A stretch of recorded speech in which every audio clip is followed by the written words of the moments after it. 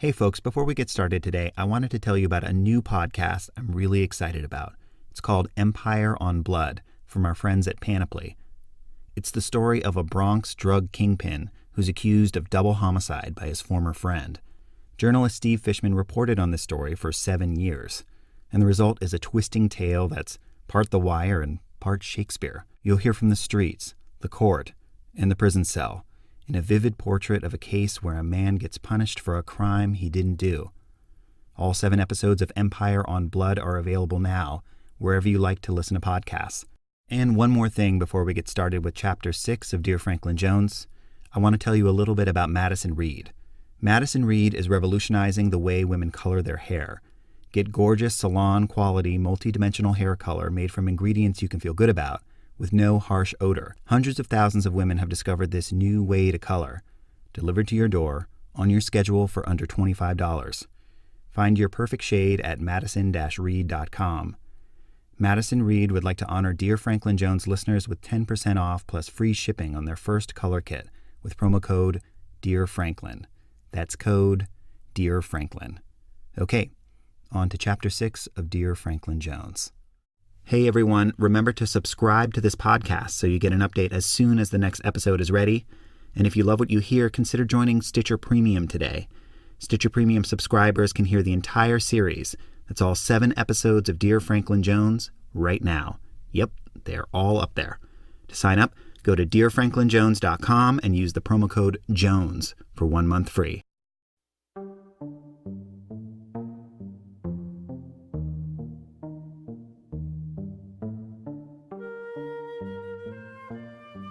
Dear Diary, dear avatar of the world. This is one of the last letters I wrote to Franklin Jones. I'm enrolled in community college, and the last pages of this notebook are full of entries about making friends, how hard it is for me to meet and talk to girls. There's still echoes of Jones's teaching in there.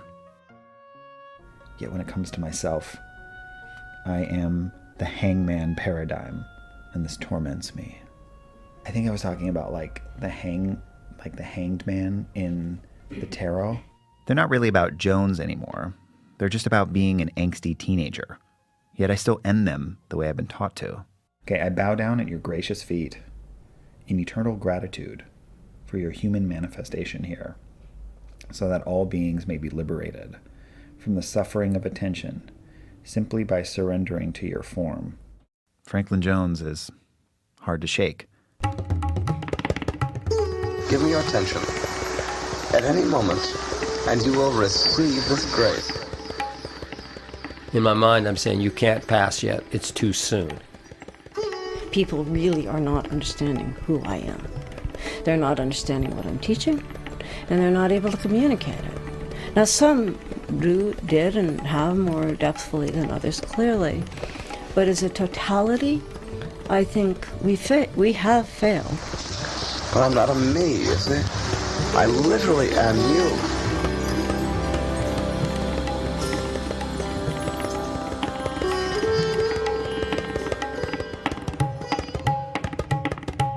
I'm Jonathan Hirsch. This is Dear Franklin Jones. I don't know much about what went on in the group after we left. My parents lost most of their acupuncture clients. So many were followers of Jones. I was in my first semester of college, trying to focus on this new life without Jones or his group. Only recently did I piece together what happened after we left.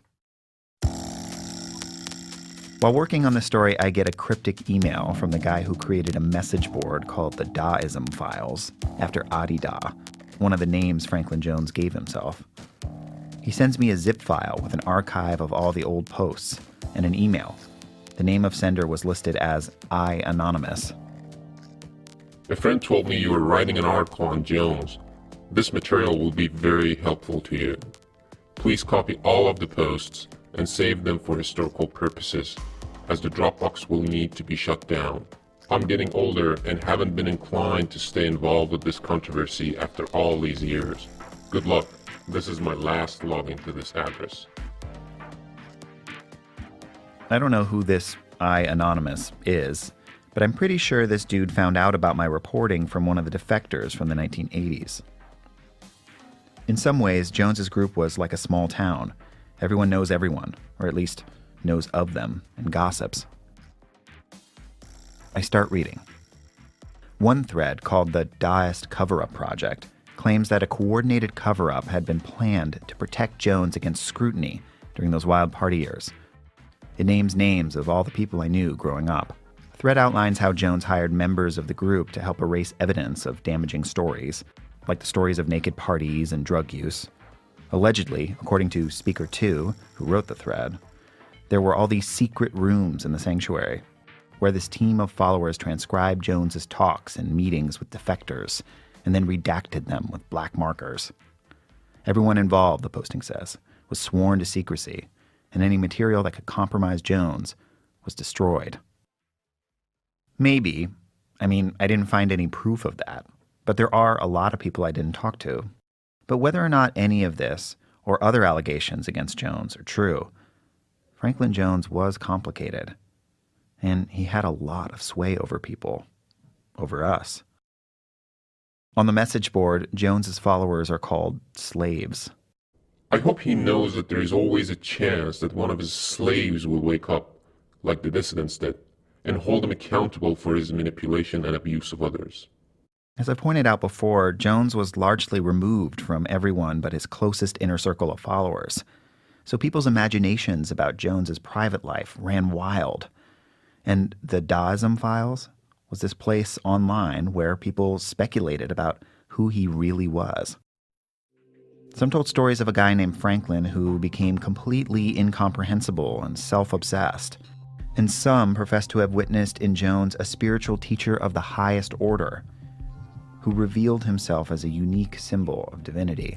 There's no end to the wonder and magnificence of the divine. I bow down to Da as I bow down to the birds circling out the window above the trees. Sometimes they make him sound like Jesus. Other times, not so much. Daism is like a new age piñata, all dolled up with grandiose symbols and ritual baubles. And you break it open, and a half-eaten jelly donut and 3 mouse turds fall out. I've read these exchanges for so long that all the points of view start to cancel one another out. I had hoped reading these accounts and arguments for and against Jones would help me understand what happened to Jones's group after we left. But they really didn't. They only confused me more. But there's one part of the site that stuck with me, a series of so-called reports. They sound a bit more like a gossip column than a report. They call Jones Frank and refer to him mockingly as cranky and ranting. One documented the months around the time my parents were pushed out of the group. According to the report, in April of 2000, Jones had left Northern California with his inner circle of followers. The group had arranged a sort of vacation home for him on Lopez Island in Puget Sound. While there, Jones experienced what the author described as a paralyzing panic attack. Jones later referred to the event as a divine translation, a process whereby Jones had become even more godlike. The report also says that doctors diagnosed Jones with arterial sclerosis, hardening of the arteries that can lead to more heart problems. At the same time, Jones is becoming more and more frustrated with what he saw as the failures of his group. Book sales are low, his followers aren't getting closer to enlightenment, something, of course, that only Jones would be able to determine. The document cites comments Jones allegedly delivered to his followers. I feel isolated. I have nothing of a life that has profundity.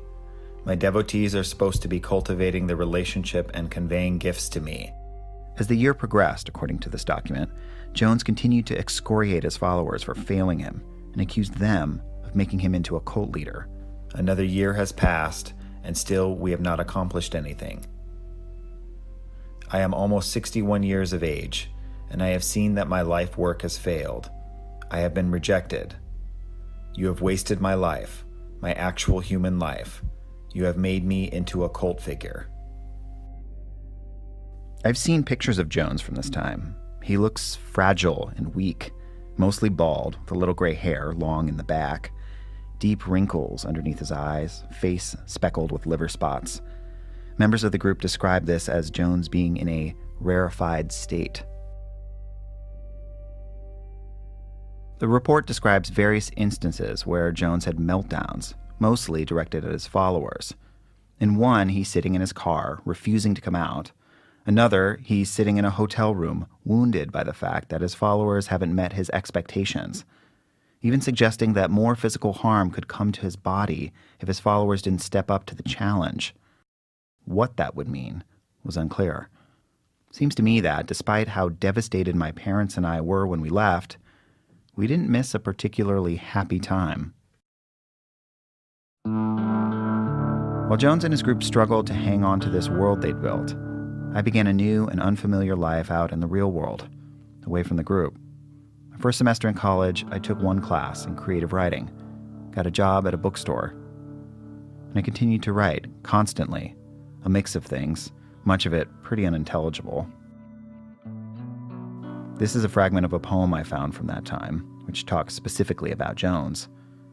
I could have waited lifetimes for that savior to descend in his orange garb, I wrote. I'm trapped inside this crazy world. Seems to be no way out. I also met my first girlfriend who didn't know about Jones, and in her I saw a chance to truly make a clean break. She knew about the group, but it was just this funny thing my parents raised me in. Thomas and Kathleen were in the midst of their own reinvention.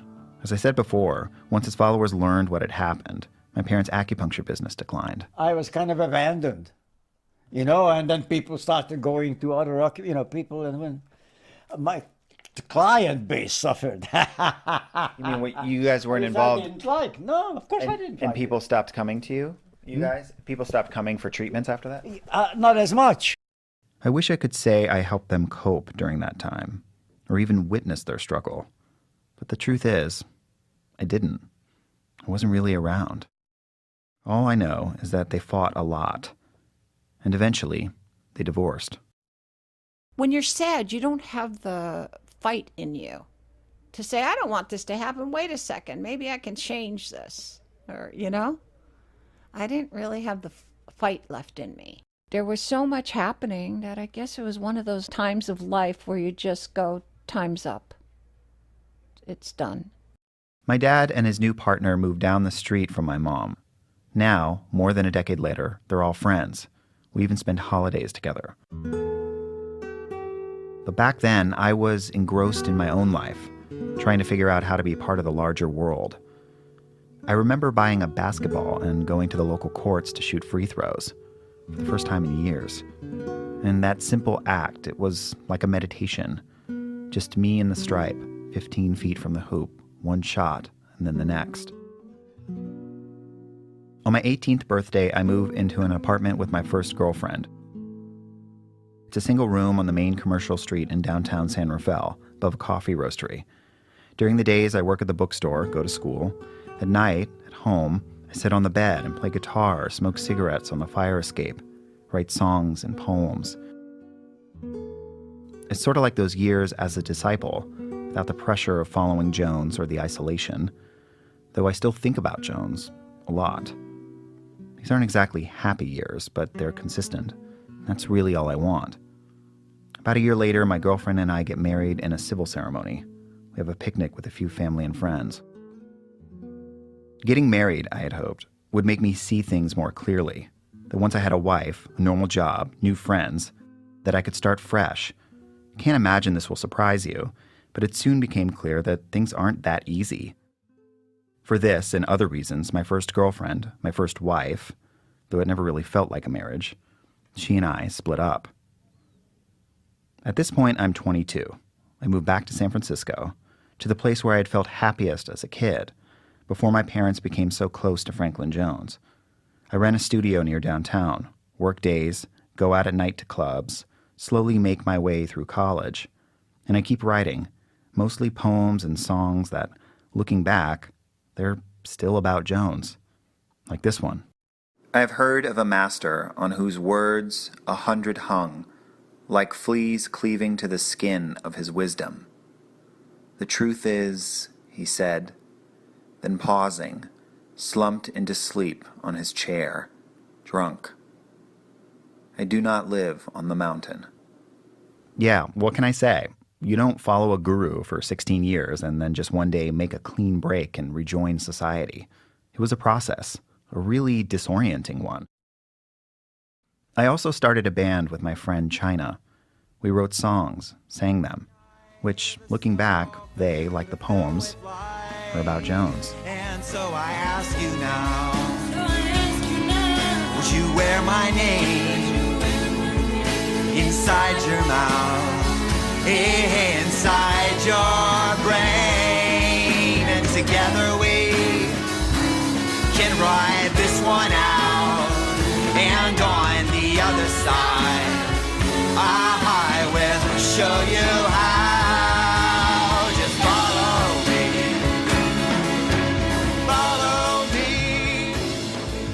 Anyway, the point is, this new life was filled with creative pursuits, new friends, making art with other people, soaking up the energy and activity of city life. This new life was mine, and yet Jones was still there. It was like if I really wanted to be normal, I was going to have to train for it, kind of like how I trained to follow Jones. And then, Thanksgiving Day, 2008, Franklin Jones dies.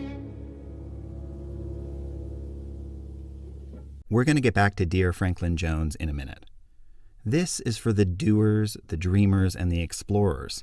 Whatever it is that motivates you to work harder, to stay up later, and dedicate yourself to your passions, Acer supports you. How? By building a laptop designed to exceed your expectations. Meet the Acer Swift 5.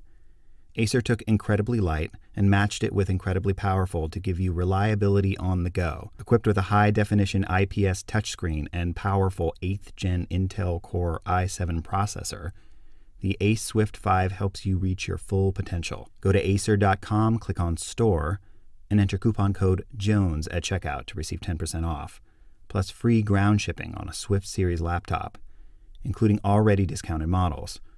Offer valid through April 30th, 2018, and limited to one per qualified order. Windows Hello, the password is you, Windows 10. And one more thing before we get back to Dear Franklin Jones, I wanted to tell you a little bit about another one of our sponsors, Casper. Casper is a sleep brand that continues to revolutionize its line of products to create an exceptionally comfortable sleep experience, one night at a time. With 3 mattress models, the original Casper, the Wave, and the Essential, Casper mattresses are perfectly designed to soothe and cradle your natural geometry, and their breathable design helps you sleep and regulates your body temperature throughout the night. And it's delivered right to your door, compact in a small box with free shipping and returns in the US and Canada. And the best part is that you'll be sure of your purchase with Casper's 100-night risk-free Sleep On It trial. I mean, because you spend 1/3 of your life sleeping, you should feel comfortable. Get $50 towards select mattresses by visiting casper.com/Jones and using Jones at checkout. That's casper.com, offer code JONES for $50 off your mattress purchase. Terms and conditions apply. Okay, back to Chapter 6 of Dear Franklin Jones. I don't hear the news until a few days later, and when I do, I feel this aggressive numbness, if that makes any sense. Like there were so many feelings swirling around that it was impossible to know which one to latch onto.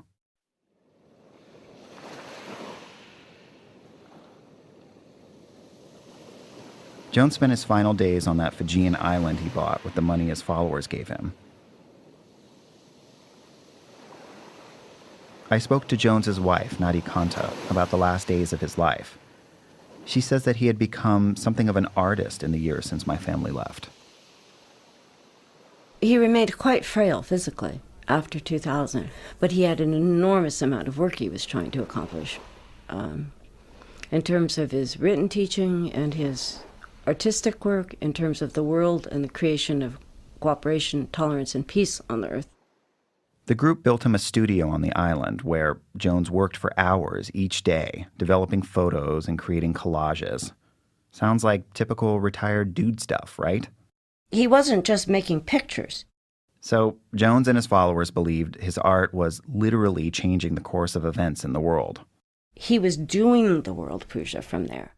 She has been with Jones since the 1970s, spent almost her entire adult life in the group, and she really, truly believes in Jones's supernatural powers. During those final days, she says she had the impression that he was getting weak. After one day of working on photos, she had helped him walk back from the darkroom to his private residence. It's like I could almost look through him. He looked so translucent. He ate lunch quickly and returned to the darkroom, asked her to put on Michael Jackson's album Dangerous. When he died, she says his soul left his body just like that his death had come at the exact perfect moment, and that now he's become omnipresent again. Gone back to being God. The official cause of Jones's death was a massive heart attack. My dad's friend James Steinberg was also on the island at the time.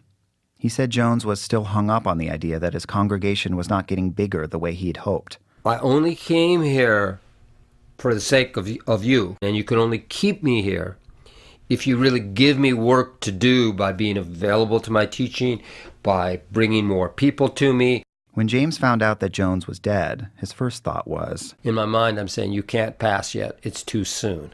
The group had not grown significantly in the past 3 decades, and it never really recovered from the scandals in the 80s. And according to Nadi Canto, they blamed themselves. So you place the error, as you say, on the community's ability to communicate that message. Absolutely. I think we've been... and Beloved himself would talk about that from the beginning. I mean, from the first day it came to him, he was saying, people really are not understanding who I am. They're not understanding what I'm teaching, and they're not able to communicate it. Now, some did and have more depthfully than others, clearly. But as a totality, I think we have failed. For Nadi Canto and the group, it was simple. Franklin Jones could do no wrong. All his failures, they were supposedly on us, his followers. Special editorial guidance from Peter Clowney. Thanks to the great sound engineers Casey Holford and Eric Jorgensen. Original music by Ray Lynch. Dear Franklin Jones is a production of Stitcher.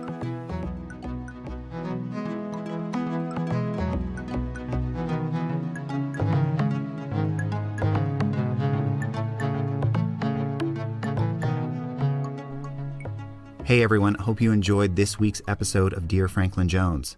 Don't forget, all 7 episodes are available now, only on Stitcher Premium. To sign up, go to dearfranklinjones.com and use the promo code JONES for 1 month free. Stitcher.